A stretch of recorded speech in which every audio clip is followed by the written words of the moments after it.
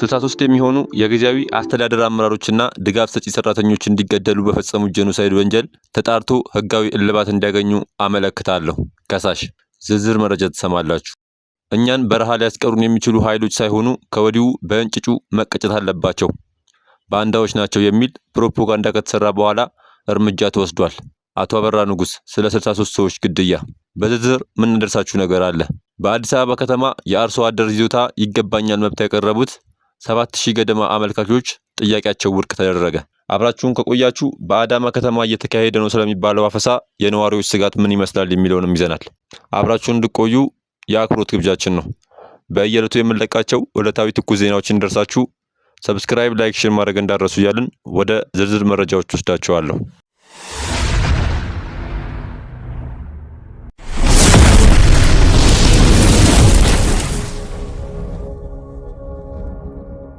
ስልሳ 63 የሚሆኑ የጊዜያዊ አስተዳደር አመራሮችና ድጋፍ ሰጪ ሰራተኞች እንዲገደሉ በፈጸሙት ጄኖሳይድ ወንጀል ተጣርቶ ህጋዊ እልባት እንዲያገኙ አመለክታለሁ።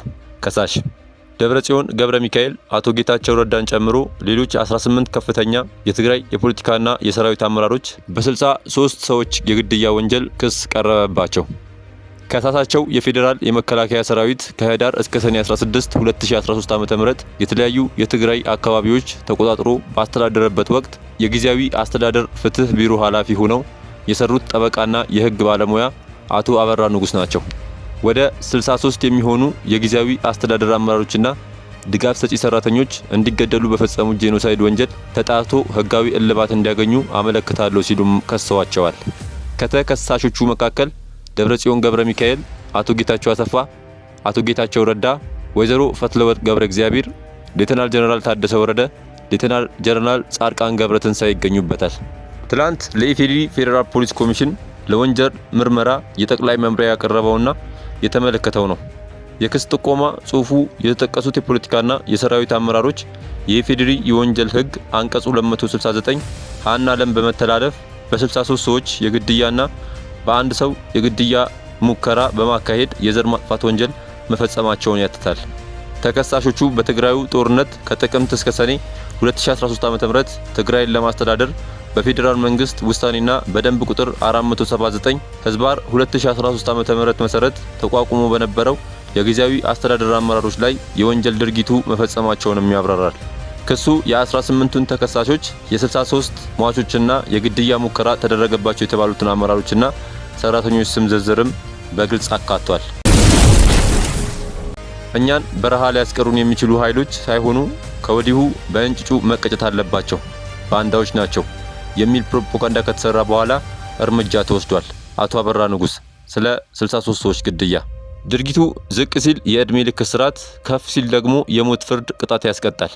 እነ ደብረጽዮን ገብረ ሚካኤል፣ አቶ ጌታቸው ረዳና ሌሎች 18 ግለሰቦችን ጨምሮ ላቀረባችሁት የግድያ ወንጀል ማስረጃ አለ ሲል ከዚህ ቀደም በጊዜያዊ አስተዳደሩ ፍትህ ቢሮ ኃላፊ ሆነው ለሰሩት ጠበቃና የህግ ባለሙያ አቶ አበራ ንጉስ ጥያቄ አቅርቧል። ጠበቃና የህግ ባለሙያ እንዲህ ሲሉ መልሰዋል። የቀረበው የወንጀል መደበኛ ክስ ሳይሆን የጥቆማ ክስ ነው። ጥቆማ ይዞ ለመነሳት ወንጀሎች ከተፈጸሙ መፈጸማቸው በቂ ነው። ግድያና ሌሎች ከባባድ ወንጀሎች ከተፈጸሙ ጥቆማ ለመስጠት በቂ ነው። ጥቆማ ሰጪ እንዲያውም ማስረጃ ላይ ይጠበቅበት ይችላል። ምክንያቱም በወንጀል ፍትህ አስተዳደር ትልቁ ሚና ወንጀሎችን ለይቶ ለህግ ማቅረብ የመንግስት ብቸኛ ስራ ነው ብለዋል። በርካታ አመራሮችና ሰራተኞች አስተዳደራዊ አገልግሎት እንዲሰጡበት በ2013 ዓ.ም በትግራይ ክልል ተቋቁሞ የነበረውን ጊዜያዊ አስተዳደሩንም ለክሱ መነሻ አድርጓል። አቶ አበራ ስለ ድርጊቱ አክለው ህወሓት በወቅቱ ከፌዴራሉ መንግስት ጋር ባደረገው ጦርነት በረሃ መውረድ ብቻ ሳይሆን የተመረጠ መንግስትን ለመመለስ የትጥቅ ትግል፣ የሽምቅ ውጊያ ምርጫው አድርጎ በትግራይ ይንቀሳቀስ እንደነበር፣ በኋላም ሰኔ 21 ቀን ወደ መቀሌ እንደተመለሰ የሚታወቅ ሀቅ ነው። በዚህ መሃል ላይ እኔ የጊዜያዊ አስተዳደሩ የፍትህ ቢሮ ኃላፊ ሆኜ አገልግያለሁ። ህወሓት ከበረሃ ገና ወደ መቀሌ ሳይገባ ግድያዎች ይፈጸሙ እንደነበር የምናውቀው እውነታ ነው ሲሉ አክለዋል። በክሱ ከቁጥር 1 እስከ 7 የተጠቀሱት በወቅቱ ለነበረው እንቅስቃሴ ሴንትራል ኮማንድ ተብለው ወታደራዊና ፖለቲካዊ ጉዳይ ሲመሩ የነበሩ ሰዎች ይህ ጊዜያዊ አስተዳደር የተመረጠ መንግስትን ተክቶ ብልጽግናን ያደራጀው ኃይል የተገኙ ስለሆኑ ብልጽግናን በወቅቱ ጠላት ተብሎ ተፈርጆ ስለነበር ልክ በፈረጃው ደረጃ ጠላት ናቸው ተብለው ተፈርጀዋል። ፍርጃውን ተከትሎ ሴኔራል ኮማንድ ጥር 21 ቀን 2013 ዓ.ም የጊዜያዊ አስተዳደር አመራሮችና ተክተው የሚሰሩ ከፖለቲካ ከሹመት ውጪ ያሉ የመንግስት ሰራተኞችን እኛን በረሃ ሊያስቀሩን የሚችሉ ኃይሎች ሳይሆኑ ከወዲሁ በእንጭጩ መቀጨት አለባቸው፣ ብሔራዊ ጥቅም አሳልፈው የሰጡ ባንዳዎች ናቸው የሚል ቅጥያ ስም ተሰጥቶ ፕሮፓጋንዳ ከተሰራ በኋላ እርምጃ ተወስዷል ሲሉ አክለዋል። የወረዳና ዞን አስተዳዳሪዎች ሪፖርት ያደርጉልን ነበር። የ63 ሰዎች ግድያ፣ የአንድ ሰው የግድያ ሙከራ ድርጊት ዛሬ ቀረበ እንጂ ወደ 38ቱን ትግራይ እያለን የሰበሰብናቸው ከየወረዳ የመጡልን ናቸው በወቅቱ ብለዋል። ስለዚህ ግድያ ተፈጽሟል፣ ምንም ጥያቄ የለውም። አስተዳደራዊ ስራ ሲሰሩ የነበሩ የፓርቲ ፖለቲካ አጀንዳ ያነገቡ አይደሉም። በወቅቱ ሲደረግ በነበረው ጦርነትም ከፌዴራል መንግስቱ ጋራ ወግነው ወታደራዊ ስራ ያልሰሩ ናቸው የተገደሉት። በረድኤት በሕክምና ወይም አስተዳደራዊ ስራ ሲሰሩ የነበሩ ብቻ እንደሆኑ የሚታወቅ ሀቅ ነው ብለዋል።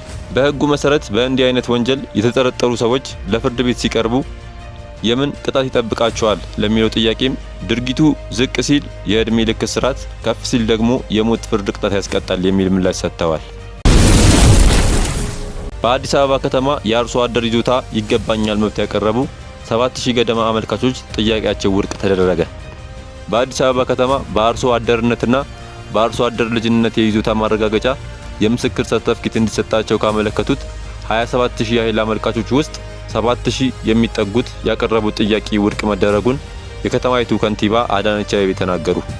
የይገባኛል መብት ጥያቄዎቹ ውድቅ የተደረጉት የቀረቡት ጥያቄዎች ማጣራት ከተደረገባቸው በኋላ ትክክለኛ እንዳልሆኑ በመረጋገጡ እንደሆነ ከንቲባዋ ገልጸዋል።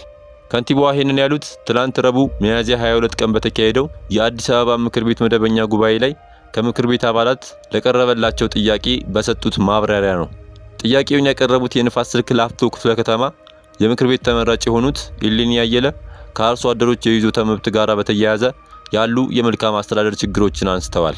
የአገልግሎት ጥራትና ፍጥነት በተመለከተ አንዳንድ የመልካም አስተዳደር ችግሮች እንዳሉ ከአርሶ አደሮች እየተነሳ ነው ያሉት ኢሌኒ ለዚህ ችግር መፍትሄ እንዲበጅለት ጠይቀዋል። ጉዳዩ የሚመለከታቸው ባለድርሻ አካላት ትክክለኛ አርሶ አደሮች የይዞታ መብታቸው እንዳይነፈግና ሌሎችም ያለ አግባብ እንዳይጠቀሙ እንዲያደርጉም አሳስበዋል።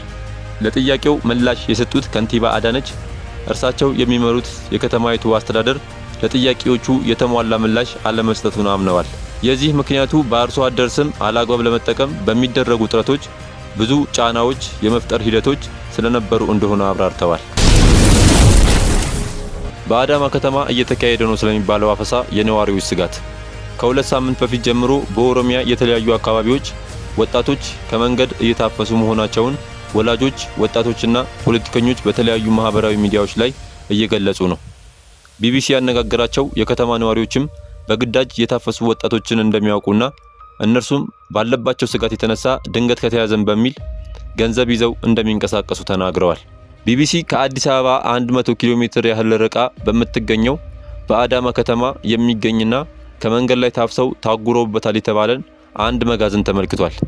ይህ የማጎሪያ መጋዘን በመንግስት ባለቤትነት ስር ያለ ሲሆን በርካታ ወጣቶች በአዳራሹ አካባቢ ተሰብስበው ይታያሉ ሲልም አክሏል።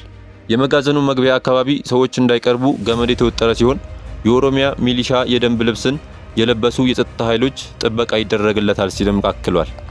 ከመጋዘኑ ውጪ ልጆቻቸው እዚያ መጋዘኑ ውስጥ የሚገኙ ቤተሰቦቻቸው እንዲሁም ባሎቻቸው የተያዙባቸው ሴቶች ተሰብስበው ይታያሉ ያለው ቢቢሲ የተወሰኑ ሴቶች ጨቅላ ህፃናትን ያዘሉ ሲሆኑ ሌሎቹ ደግሞ ለቤተሰቦቻቸው የሚሰጥ ውሃና ምግብ ይዘዋል ሲልም አክሏል። ቢቢሲ በዚህ የማቆያ መጋዘን አካባቢ ከተሰበሰቡ ሰዎች እንደተረዳው ወጣቶቹ ከመንገድ ላይ ከታፈሱ በኋላ በጸጥታ አካላት ወደዚህ ቦታ የመጡ ናቸው ሲልም አክሏል። በህዳር ወር የኦሮሚያ ክልል የአስተዳደር አካላትና የጸጥታ ኃይሎች ህፃናትና የአእምሮ ህሙማንን ጨምሮ በርካቶችን የመከላከያ ሰራዊትን እንዲቀላቀሉ በሚል በግዳጅ እንደያዙ የኢትዮጵያ ሰብአዊ መብቶች ኮሚሽን ይፋ ማድረጉ ይታወሳል። ተመልካቾቻችን ለዛሬ የያዝንላችሁን ርዕሰ ጉዳዮች እዚህ ላይ ቋጨን። ላይክ፣ ሼር፣ ኮሜንት በማድረግ ለቻናላችን ድጋፋችሁን መግለጽ እንዳዘነጉ እያልን ከሌሎች መረጃዎች ጋር ደግመን እስክንገናኝ ድረስ ቸር ያሰማን ስንል ተሰናበትን።